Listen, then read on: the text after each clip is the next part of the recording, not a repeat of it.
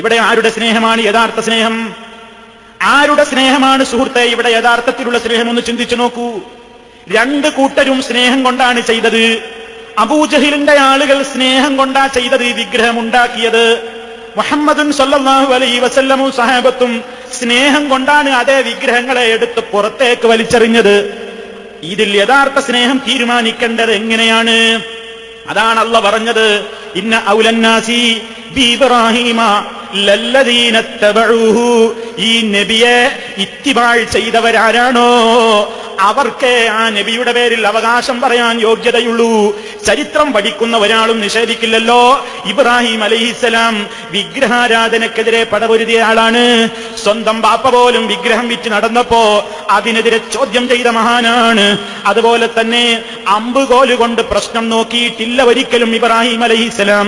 നബി സല്ലല്ലാഹു അലൈഹി വസല്ലം ഈ വിഗ്രഹത്തെ എടുത്തങ്ങ് പുറത്തേക്ക് എറിയുമ്പോ അവിടുന്ന് പറഞ്ഞല്ലോ, ഈ ഇബ്രാഹിം അലൈഹിസ്സലാം ജീവിതത്തിൽ ഒരിക്കലും അമ്പുകോല് കൊണ്ട് ഭാഗ്യം നോക്കിയിട്ടില്ലാത്ത ആളാണല്ലോ. എന്നിട്ട് ആ മഹാന്റെ പേരിൽ നിങ്ങൾ ഈ വൃത്തികേട് ചെയ്തല്ലോ എന്നും പറഞ്ഞ് നബി സല്ലല്ലാഹു അലൈഹി വസല്ലം ആ വിഗ്രഹത്തെയും അതിന്റെ അമ്പുകോലുകൾ അടക്കം പുറത്തേക്ക് വലിച്ചെറിയുന്നു.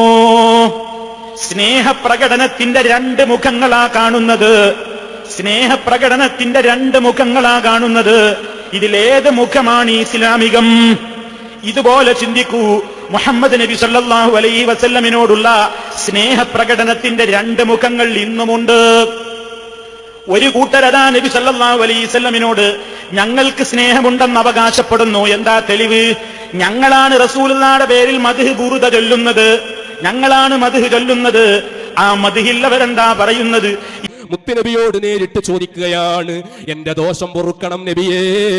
യൂണിവേഴ്സിറ്റിയുടെ പ്രവർത്തന മേഖലയിൽ ഒരുപാട് തടസ്സങ്ങളുണ്ടായി, ഒരുപാട് പ്രതിബന്ധങ്ങളുണ്ടായി. അപ്പോഴൊക്കെ നമ്മൾ ബദരീങ്ങളെ വിളിച്ചുകൊണ്ട് പ്രാർത്ഥിച്ചു.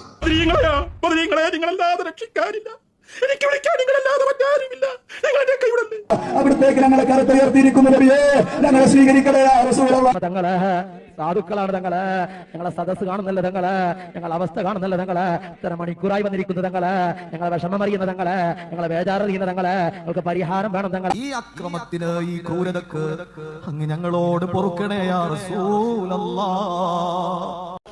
നബിയോട് സ്നേഹം കാണിക്കുന്ന മുഖമാണ് ഈ പറയുന്നത്. അതേ അവസരത്തിൽ നാം പറയുന്നു, അള്ളാന്റെ റസൂലിനോടുള്ള മഹബത്ത് കൊണ്ട് തന്നെ നമ്മൾ പറയുന്നു, നിങ്ങൾ അങ്ങനെയുള്ള വരികൾ പാടരുത്, അങ്ങനെ റസൂലുള്ളാഹിനെ വിളിച്ചു പ്രാർത്ഥിക്കരുത്. ഇതിൽ ഏത് സ്നേഹമാണ് യഥാർത്ഥ സ്നേഹം? തീരുമാനിക്കേണ്ടത് എങ്ങനെയാണ്? അള്ളാന്റെ റസൂലിന്റെ അധ്യാപനം നോക്കിയിട്ട്.